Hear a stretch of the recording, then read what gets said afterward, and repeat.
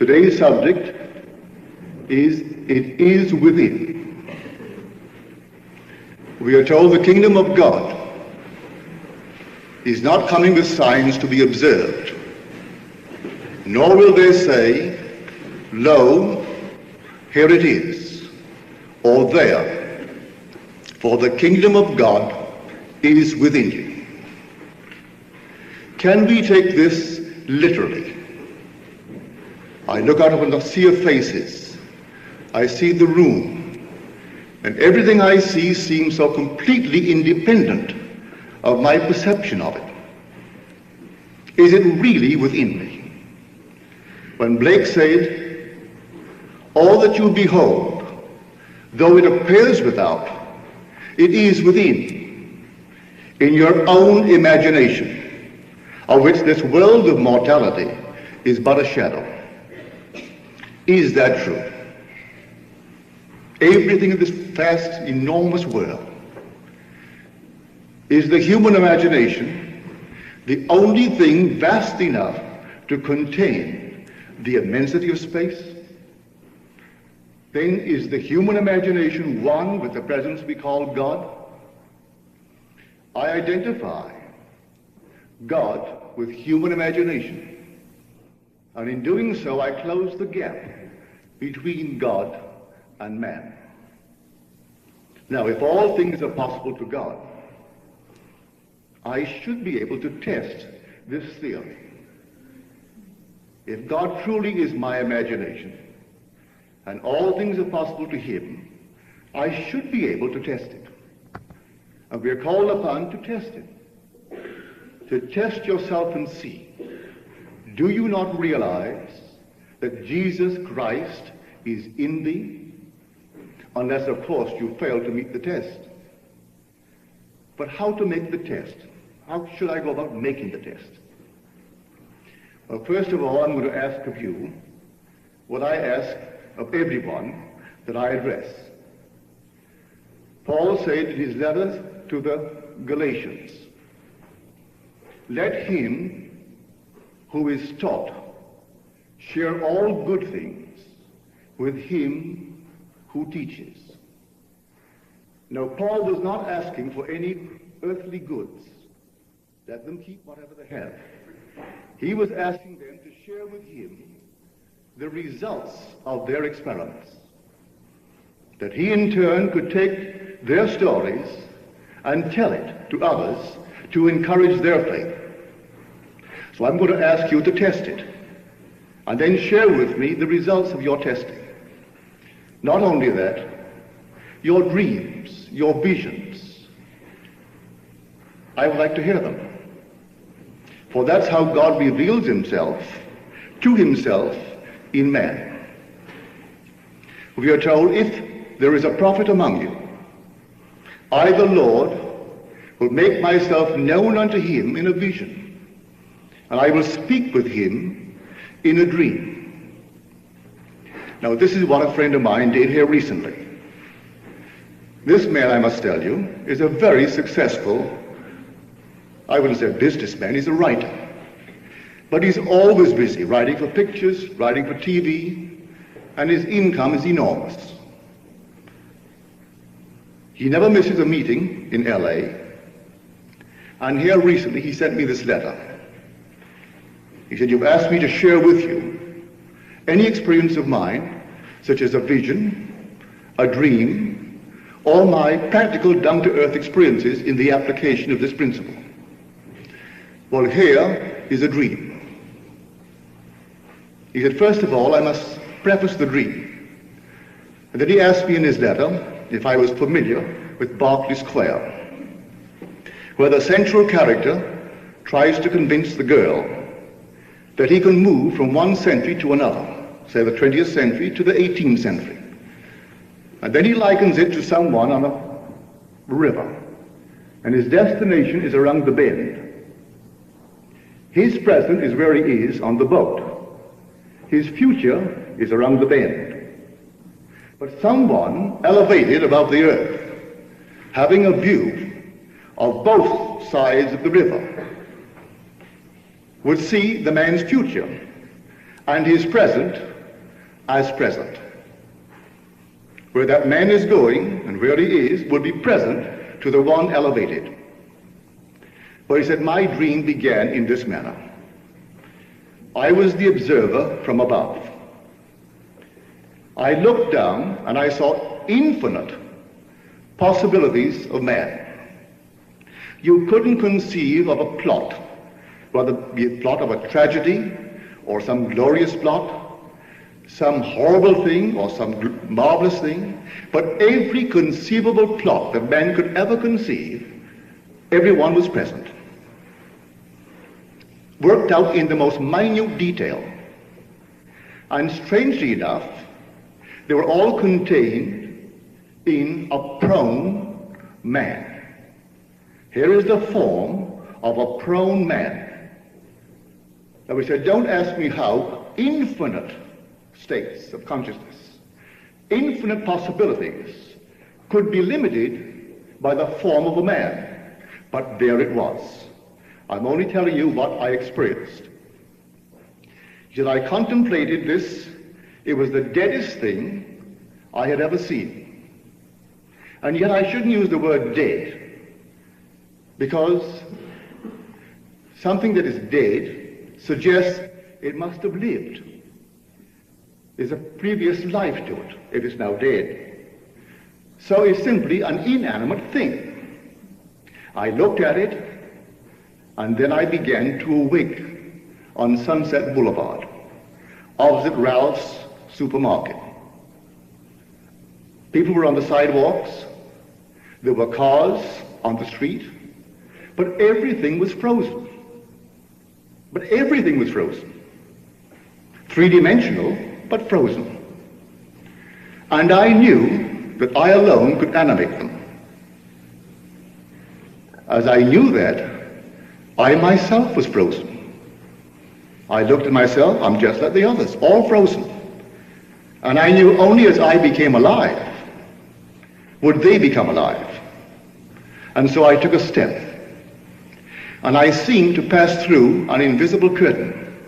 At that very moment of taking the step, everyone became alive and began to move, the sound, the noise, the action, everything.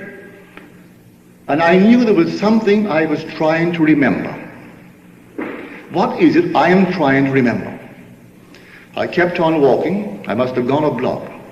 It seemed like a normal walk, the kind of walk I take every day. And everything is alive and independent of me. And then I remembered. As I remembered, I turned around and looked and changed the focus of my attention and placed it back above. And everything once more became frozen and lifeless.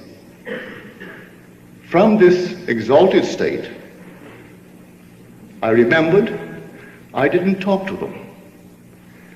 And for some strange reason, I wanted to speak with people. And at that moment, I found myself in the living room where a party was in progress, but they were frozen. And as I entered, I was frozen. And I wondered, am I the host? Am I the guest? They all seem to know me, and I don't know one of them. And for a moment I panicked, for I knew the party would come to an end, and I didn't know where to go. So I remembered. I completely forgot 1 second before as I became involved in the party. Then I'm trying to remember something. I remembered the Sunset Boulevard experience. Remembering that and how I escaped from it, I walked over to a seat, a chair. I sat down and closed my eyes. And then I changed the focus of my attention. I once more placed it not here with the party, but above. I opened my eyes, and they're all frozen. Everyone is frozen. And then I felt myself once more above. At this exalted state, I looked way down, and here is myself on a bed. and I had what I considered a wonderful idea. Now I know I can move myself from its present state into the most desirable state that I would like to experience. And then I realized how impossible that would be. From this level, I can't change any state. These states are permanent. I would have to go down and identify myself with that dream. And from that level, once more, play the game. And so, at that moment, I began to awake. I'm on my bed. And I have no knowledge of the dream. To me, it's 6:30 in the morning, and I can conceive that I had a dream. I went to my library and started to make a recording of your last lecture. And something you said triggered the dream. And it all came back in detail, as I've just told you. Then I said, did I dream it last night? Or did I dream it long, long, long ago? I don't know. But, however, it thrilled me, and so I thought I'd share it with you. Then at the very end, to make it a light letter, he said, I went to my doctor, and he said, in fact, he congratulated me on my rapid physical recovery. And he asked me if I'd done something, and if so, tell him all about it. So I said, I did it all in my imagination. I imagined I was in your office, and you were saying to me exactly what you said. And then I began to explain to him how imagination works, that imagination creates reality. He said to me in an elderly philosophical manner, you know, my wife thinks things like that. Wasn't very flattering. But he said, this is a strange experience. We were out driving recently on a Sunday afternoon, and the radio was turned in to a ball game. And this man is coming to bat, and I dislike him. And I said to my wife, he shouldn't be in the big league. He can't hit, he can't catch, and he can't run. What right has he playing in the big league? And she said to me, you shouldn't think things like that. You should think nice things about him and see him doing wonderful things. He said, all right, I will. I'll see him hit a home run. He steps to the plate, and the first ball pitched, he belts it into the bleachers. And then said he to his wife, I'll never do that again. It's too fast. But I must tell you, the lecture that triggered the memory of his dream. For here we all are seated in this room, and we think we are here and completely this. And what his dream signifies, we will not take to heart. And yet you're the animating power of the universe. The whole vast world is moving around you because you're identified with the present state. Well, the thing he began to recall was this. I found myself in dream, but not knowing that it was a dream. I found myself on a crowded subway train in New York City. I was talking to my friend David, but the train was literally crowded to the gunnels. I heard the voice of the conductor saying, please, do not press against the doors, they may spring. But the people couldn't help it. But in spite of the crowd, I could see them individually, distinctly. And the ladies were more beautiful than each other. I mean, they're all beautiful and beautifully gowned. And I turned to my friend David. I said, David, how can I believe, how can you believe, that all that we behold, though it appears without, it is within, in our imagination. And this whole vast world is simply a shadow? How could these lovely ladies be in me? And the train? And the train was as long as the station allowed. Well, he agreed you couldn't possibly, on this level, accept it. Then the train stopped and we got off. Walked up the stairs to the plaza. Then he said to me, "You're going via the post office, aren't you?" I said, "Yes." He said, "Do me a favor and post these letters for me." I took the letters and said, "Are they properly stamped and addressed?" And I casually, not because I was curious who he's writing, just to see that they were properly stamped, I waved goodbye to him and turned in the direction of the post office. And he went the opposite direction. And I found myself waking. Were they not in me? So what conclusion can I reach? Objectivity and subjectivity are wholly determined for the individual by the level on which his consciousness is focused.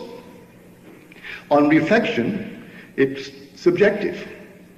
When I was actually having the experience, it wasn't subjective, it was objective. Only when I woke and reflected upon the experience did I refer to it as a subjective experience. This is now objective. An hour from now, if you think of this room and the meeting, to you it will be a subjective experience, a memory image. So I say everything is truly within. Now you can test it. You take a dream, a daydream, of something you want for yourself or something you want for another. And you represent to yourself a scene which, if true, implies the fulfillment of that dream. You like to do this, that, and the other. And so you construct a scene, any kind of a scene implying the fulfillment of your desire. And then to the degree that you are self-persuaded of the reality of that imaginal act, it will become fact in your world. I could tell you unnumbered stories to support that claim. It's not theory of me anymore. This is fact, based upon experience. So when we are told in the book of Luke, the kingdom of God is within you, you can take it literally. These garments that you and I wear are parts of the eternal structure of the universe. You are wearing the garment as an actor wears a costume. You are not the garment you wear. You're doing this for a purpose, a heavenly purpose, but you are not these garments. You are that being that my friend discovered who sees it from above. And to see this universe from above is so completely unlike what it appears to be seen from this angle. It's not this way at all. But you come down into this world of death for a purpose. Now Blake made this observation, and he claims he did not write it from his conscious reasoning mind, that the words were dictated by the Spirit of love. Well, God is love. Therefore, if the Spirit of love dictated the words of Jerusalem, then it's God dictating it. And in this he said, those in great eternity who contemplate on love, or rather contemplate on death, said this: what seems to be is to those to whom it seems to be, even of torments, despair, and eternal death. But divine mercy steps beyond and redeems man in the body of Jesus. Now that's something that man can't grasp on this level. But I tell you, it is true. To stand in the presence of the risen Christ and commune with him face to face and voice to voice, then to have love, his infinite love, embrace you. And as he embraces you, you fuse with him without loss of identity. No change in your identity, and yet you're one with the body of Christ. And then he sends you. And he can't send you without himself because you're one with him.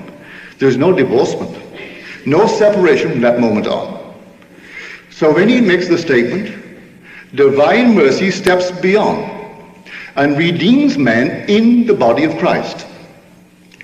So in my last little pamphlet, I made this statement, and I mean it from experience, that you and I are resurrected one by one to unite into a single man who is God. So here is a reflection that he saw in his dream, a man prone, containing infinity, and the deadest thing he'd ever seen. God places a limitation and then takes upon himself that limitation and reaches in this act the very limit of contraction, that he may then expand beyond what he was. He takes upon himself the limit of opacity and then begins to expand, and there's no limit to translucence, to transparency. This is the world called the world of death. But while we're in it, and we ourselves are animating it, we can take any state we desire. There are infinite number of states. You can be in a poor state or a wealthy state. You're no better off as far as the height goes because one is poor and one is wealthy. Not from a spiritual point of view. But while you're in the world of Caesar, why not be comfortable? Why not take a state that cushions and comforts? And so you can take a state of affluence, if you know what it would be like were you affluent. Assume that you are, and see the world as you would see it were it true. And then, I would say, accept it. Believe in the reality of that unseen imaginal act. And if you do, it will come to pass. Because the whole vast world really is within you. I don't care what others will tell you. It's all within you. And everyone moving in your world moves because of you. William James made the statement that the greatest revolution in his time was the discovery that man, by changing the inner attitudes of his mind, could change the outer aspects of his life. Now, James belongs to our generation, this century. He's gone from the world, but he was the great educator of the 20th century. And he said the greatest revolution in his time was this discovery. Well, the great book of books, the Bible, makes that statement, not as James made it, but how would you interpret this? Whatever you desire, believe that you have received it, and you will. Isn't that the one condition imposed upon me or you, is to persuade self that we have it? How can I persuade myself when at the moment reason denies it and my senses deny it? But James said he could change the inner attitudes of his mind. Can anyone stop you from changing your attitude towards the speaker? You may like him or dislike him. And if your dislike of him causes him to act to confirm your dislike, and you like the dislike, well then keep it up. If you don't like that reaction, you could change your attitude towards him, and he automatically and unknowingly would act in the way that you would like. And you can make it with any person in this world. So if I am that free, that I don't have to get your permission to hold an opinion of you, that I can hold it regardless of you. And if I hold it and persuade myself of the reality of that opinion of you, and you conform to it, am I not free? I am free to entertain any thought, and if I am, and it produces results, well then I'm a free person, even in the world of Caesar. So here, I do hope that I have persuaded you that the whole vast world, though you seem so small and insignificant to yourself, the whole vast universe is really within you.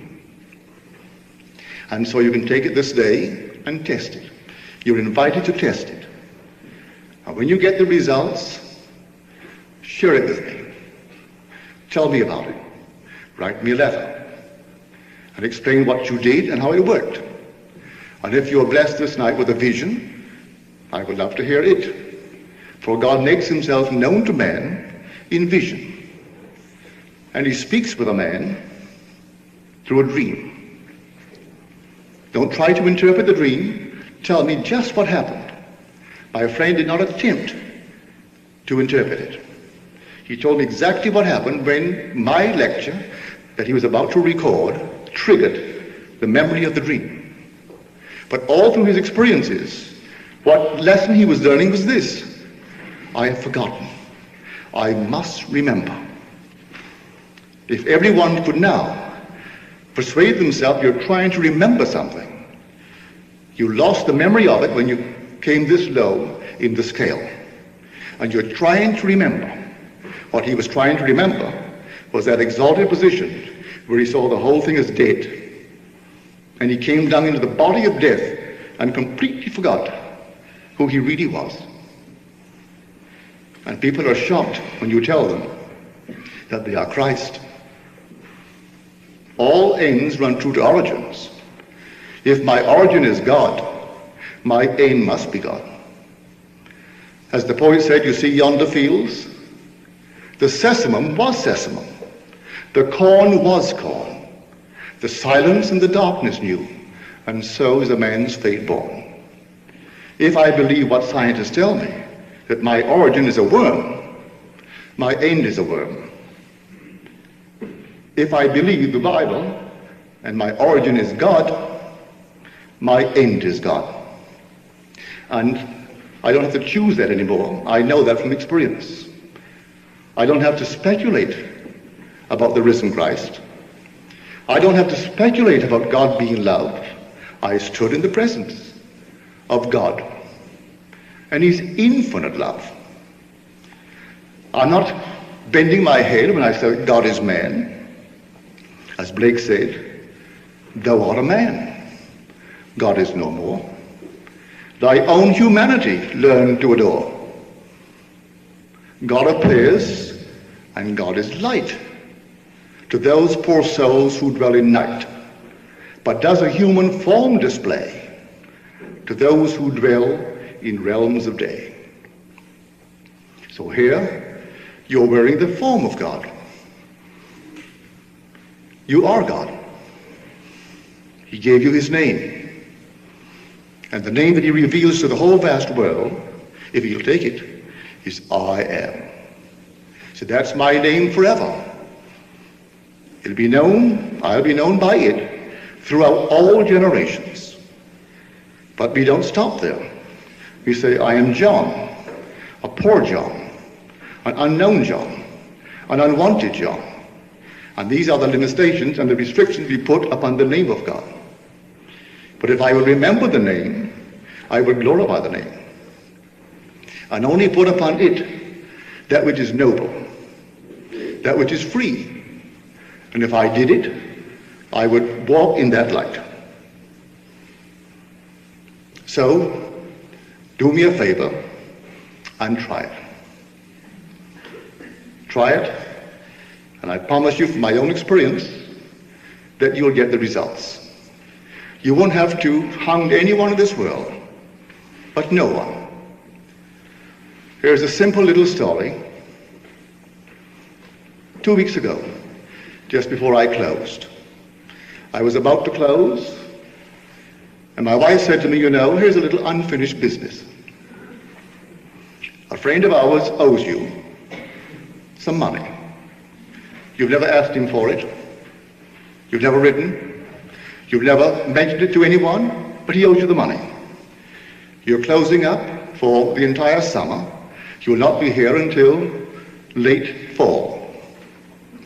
I don't think it's fair to him, fair to you, fair to me, that he continues indefinitely without ever mentioning the fact that he owes you the money. I said, all right, you want the money? She said, yes. I said, all right, I will do it in my own way. I will not ask him for it. I will not write him for it. I will not phone him for it.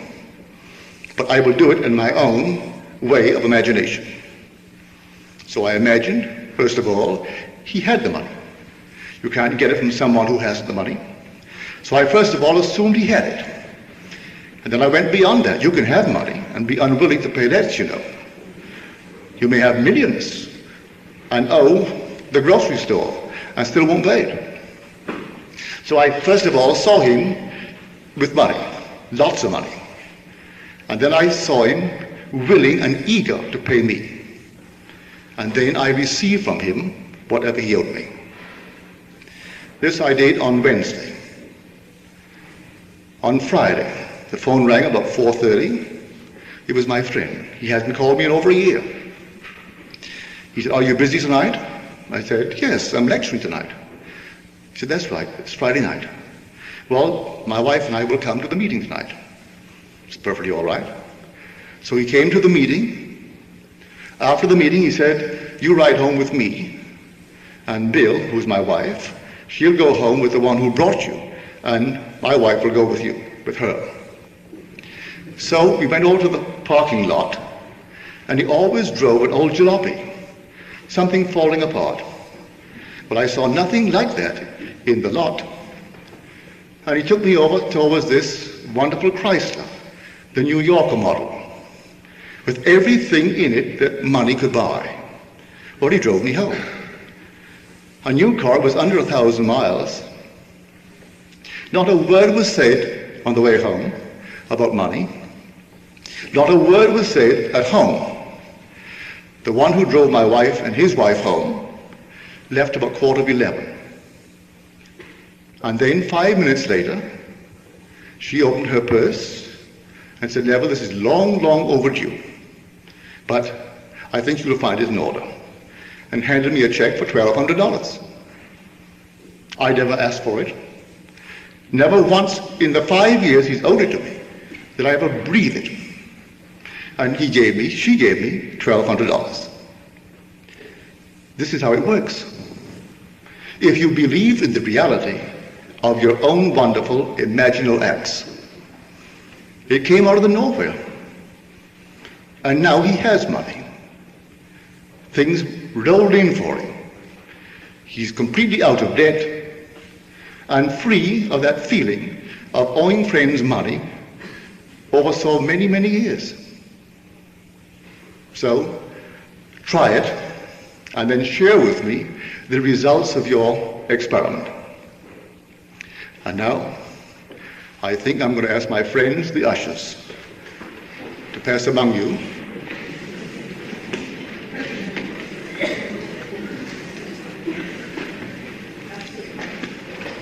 Should we take every dream seriously or only certain ones, and how do we distinguish the difference? Did you hear the question? Should we take every dream seriously or only a few, and how will we distinguish the difference between the significant dream and just an ordinary dream? Well, first of all, every dream is a communication from God. Every dream has meaning, but we are past masters at misinterpreting the dream. Quite often we need the help of someone who understands the universal language of symbolism. And there is a universal language of symbolism. But if, for instance, I had a dream concerning a pig, it doesn't mean I'm going to have roast pork for dinner. A pig is a universal symbol of the Redeemer of the universe. And the Redeemer and the Creator are one. So follow the reasoning behind the pig. What was it in the story of the pig? I had that dream. Here was this little pig in an enormous interior where they were displaying flowers and plants, all kinds of vegetation. And just at closing time, I noticed there's a little pig, little runt. And so seeing no one around, I picked him up and placed him on something as tall as this. And then I took some flowers, and I took some green leaves, and made a bed for him. And I also knew that it may not be the best food for him, but he could survive on flowers and leaves until someone opened the place the next day. And then, as happens in dreams, it just quickly shifted. And now I'm on the inside of an enormous supermarket.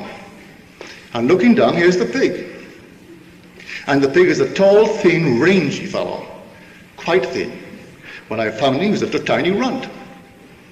And then I looked at him, I knew he was the same pig. And I said to my daughter, Vicky, I said, Vicky, get me some crackers for the pig. And she said, I haven't any money, Daddy. I said, all this belongs to us. Ask no favors, go and take it. Take some crackers. And meanwhile, I started needing something to feed him. And my brother Victor came by and he said, what are you doing? I said, I'm getting some food for my pig. And then he added some very thick-looking gravy, 3 heaping handfuls. I thanked him and I started to complete this kneading. And then my daughter went over to a huge pyramid of crackers and she pulled one from the base, which unbalanced the entire picture, and they all fell. As they fell, it revealed a little candle about 4 inches tall, and the candle was lit.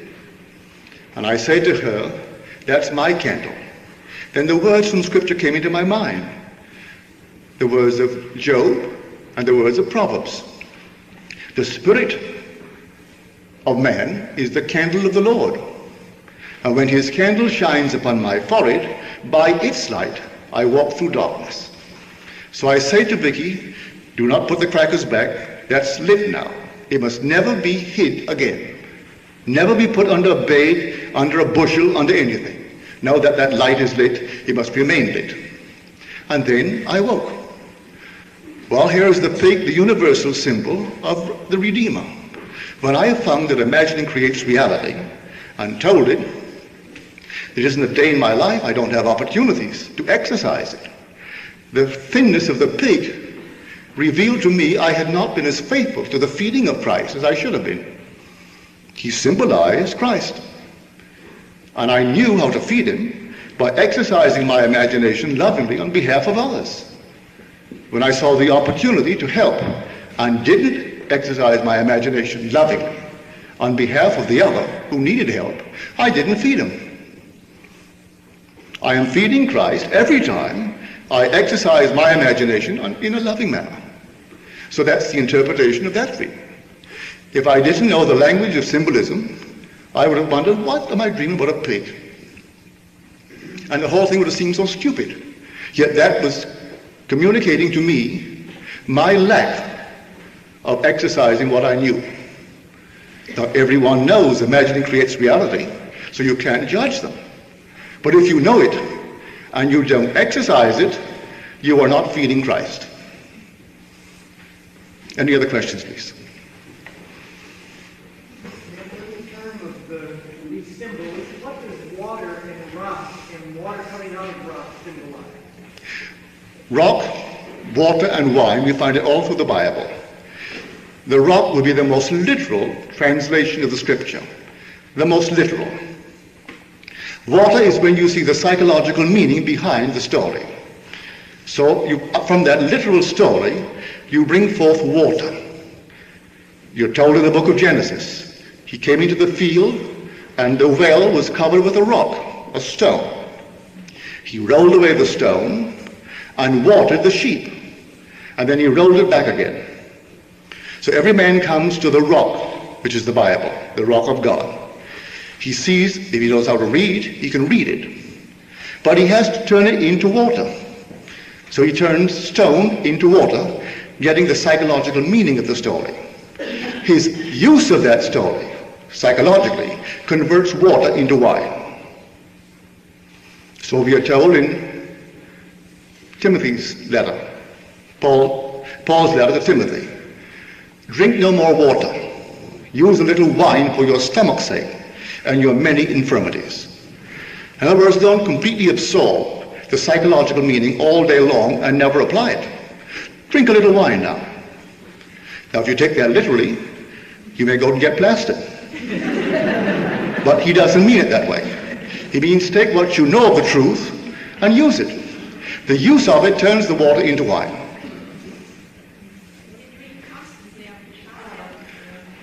I didn't hear you. I can't hear both.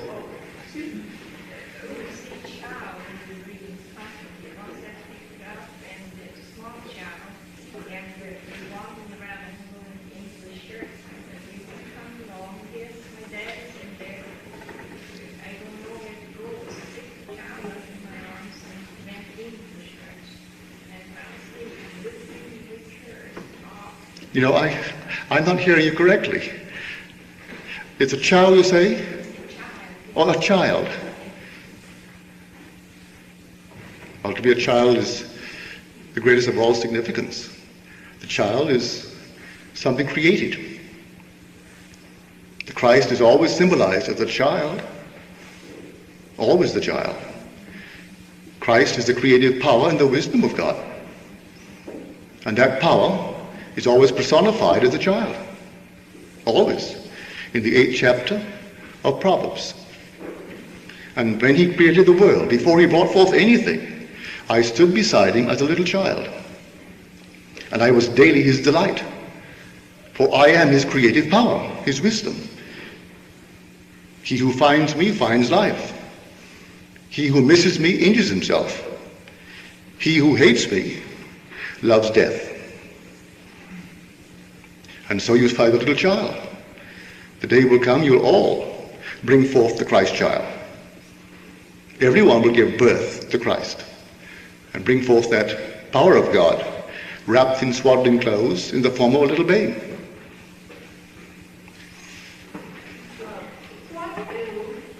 What does two eyes mean that are perfectly beautiful, that are not frightening in any way when you go to sleep, worried about one of your debts, and you hear in your sleep a voice that says, "Oh, stop worrying and look up." And then when I look up, here are these two beautiful eyes, and it worried me so.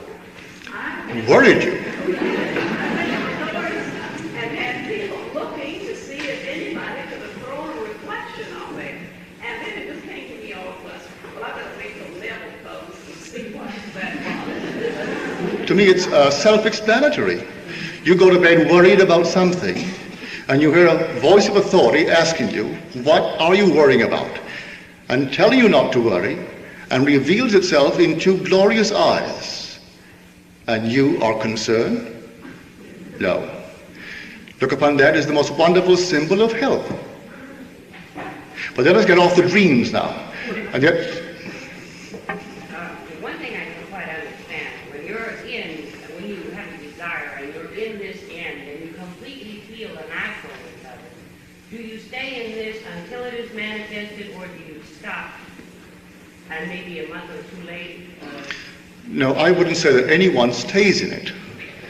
In the course of a day, you and I change state after state after state, numberless states in the course of a day. Well, we do have one to which we return constantly. That's where we live. That state, that emotion to which we most often return, constitutes the true self, the true state. That's the one that's always hatching out. If I don't like the fruit that it bears, I should do something about planting a new kind of a state or tree. But the individual planting, for instance, like the money I got from my friend. I did it on Wednesday. He gave it to me on Friday. In the interval, I didn't do it again. Never thought of it again. My wife asked me to do it, for it was unfinished business. So I did it. Well, now, the Bible teaches that the vision has its own appointed hour. It ripens. It will flower.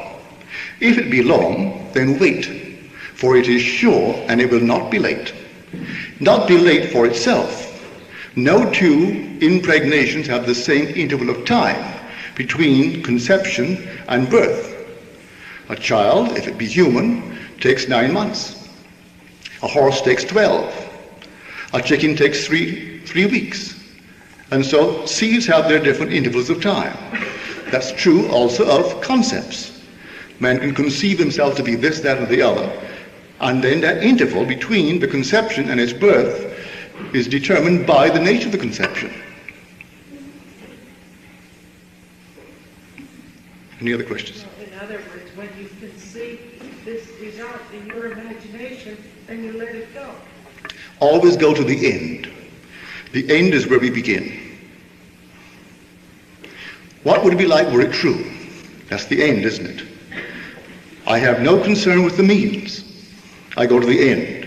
And the end determines the means. He said, I have ways and means you know not of. My ways are past finding out. So all we're concerned with here is the end. going to the end, remaining faithful for one moment to get the reaction, the thrill, that emotion that comes with success, and then drop it.